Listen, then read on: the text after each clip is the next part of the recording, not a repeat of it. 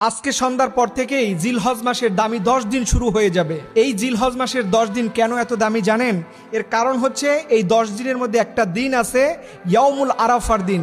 এই ইয়াউমুল আরাফার দিনে কোনো আল্লাহর গোলাম যদি এই দোয়াটা পড়ে আল্লাহর কাছে কোনো কিছু চায়, নবীজি বলেছেন আল্লাহ তাআলা তার সাথে সাথে এই দোয়াটা পড়ে দোয়া করার কারণে তার প্রত্যেকটা দোয়াই আল্লাহ তাআলা কবুল করে নেয়। এর কারণ আরাফার দিনের দোয়া হচ্ছে পৃথিবীর শ্রেষ্ঠ দিনের দোয়া।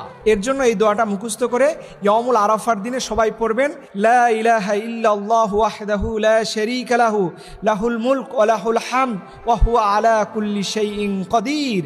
এই দোয়াটা নবীজি ইয়াউমুল আরাফার দিনে পড়েছেন এবং এর আগে সকল নবীগণই কম বেশি করে এই দোয়াটা তারা পড়েছেন।